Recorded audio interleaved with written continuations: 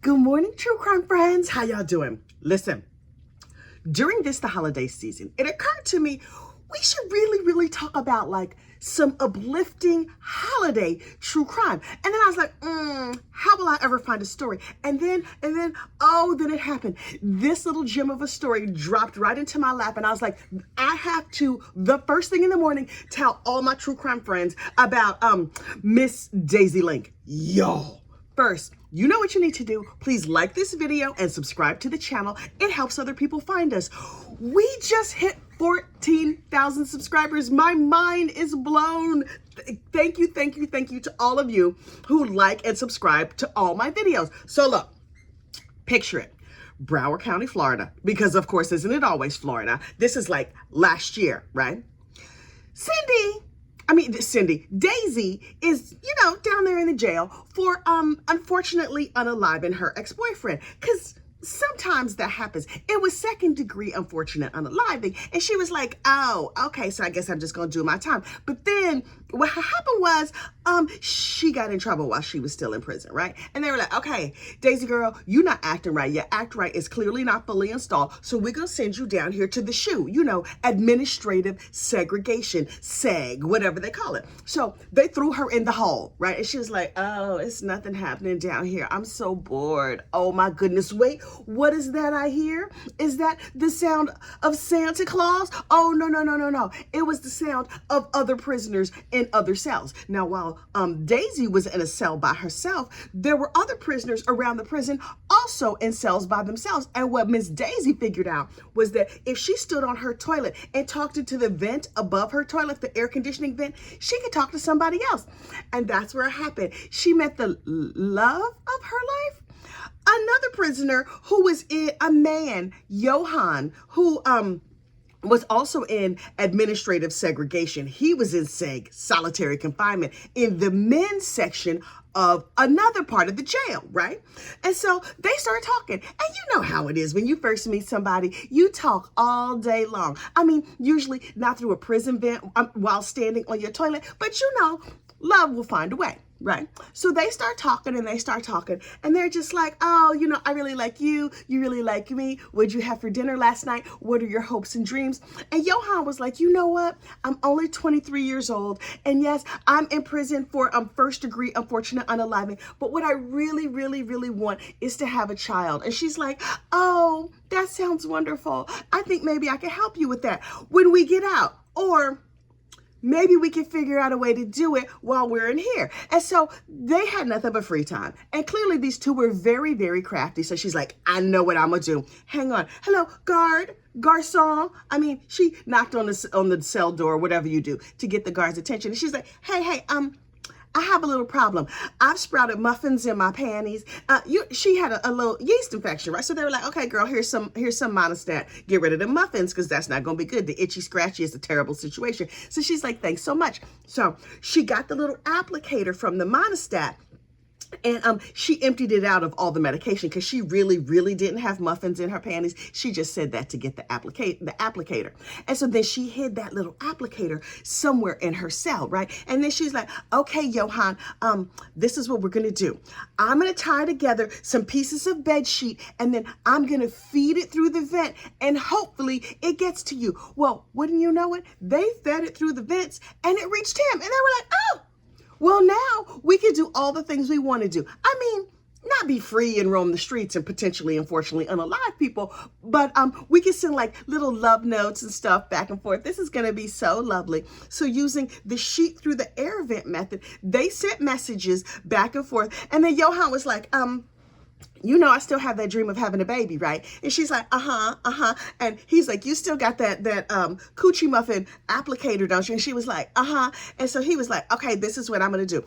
I'm going to send some of my baby batter on the bed sheet line that we made. I'm going to send it and then you insert it inside yourself and maybe you'll get pregnant. And she was like, that sounds like a great idea. As an aside, This is not a great idea. Now, would I do this? Would you do this? Likely no. But also, me and you would probably not end up in prison.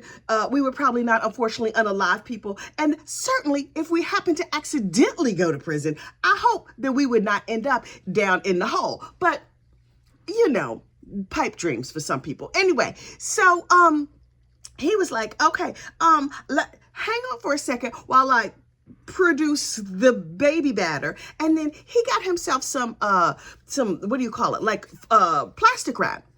And so he made the sample and he wrapped it in the plastic wrap. According to him, he rolled it up like a cigarette. Okay. And then he tied it to the sheet, and then she pulled it into her cell, put it into the applicator, and then applied it in the place where it should have gone. And I was like, there's no way this worked, right? Only these two had nothing but free time and plenty of ingenuity.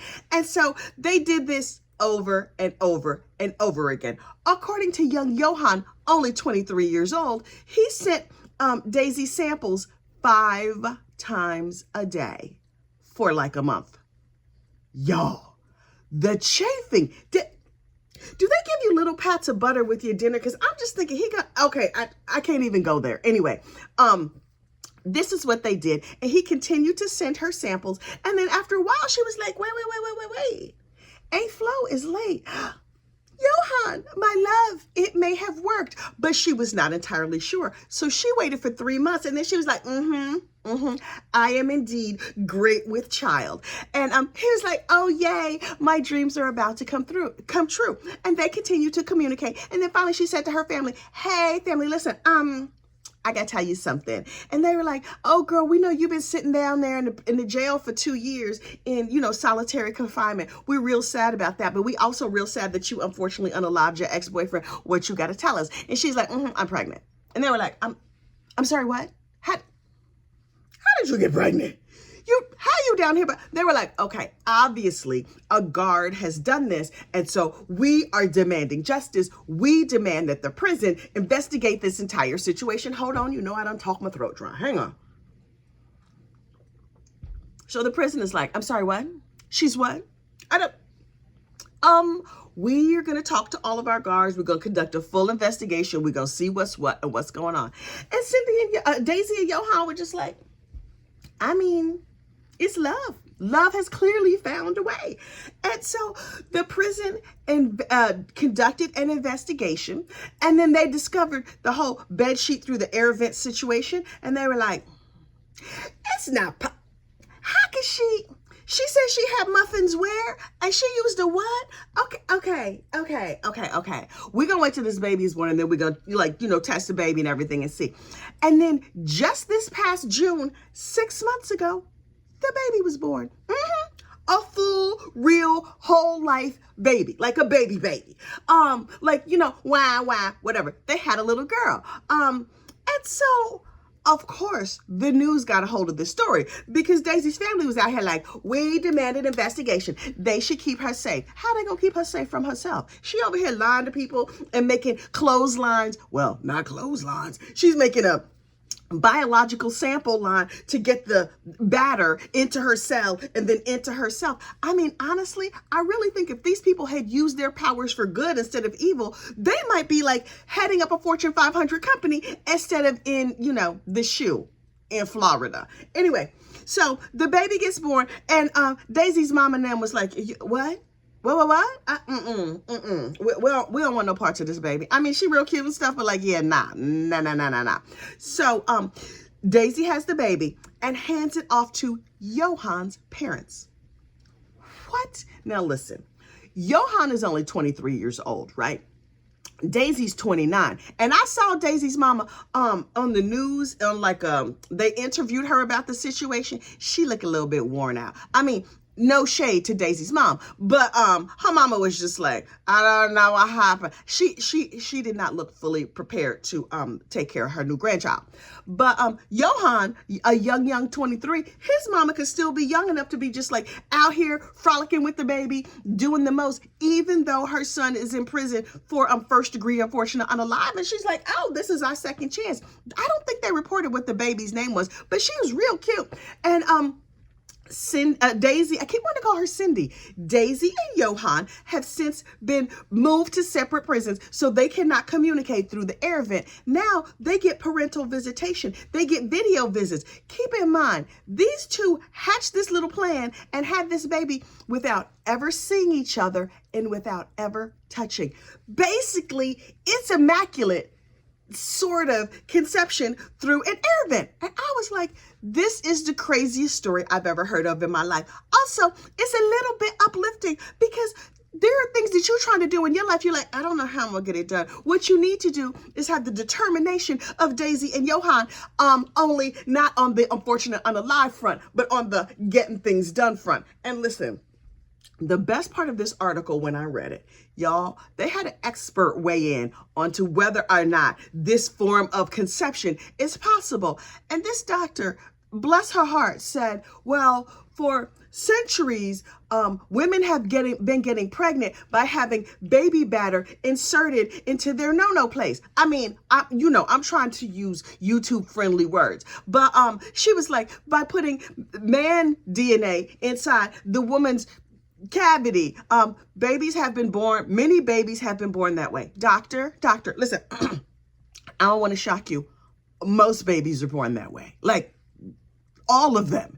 It don't matter where the baby batter came from, but I'm just saying that's how babies are made. The thing, it goes to the thing, and then it goes in the thing, and then, so look, the baby is here. This is about to be her first Christmas. I don't know if they have a GoFundMe or something, but it's a joyous time of year.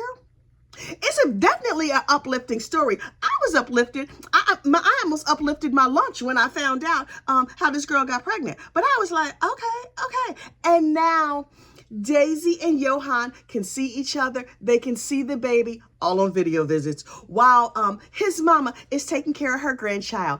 Oh, happy holidays to you and yours. Bye.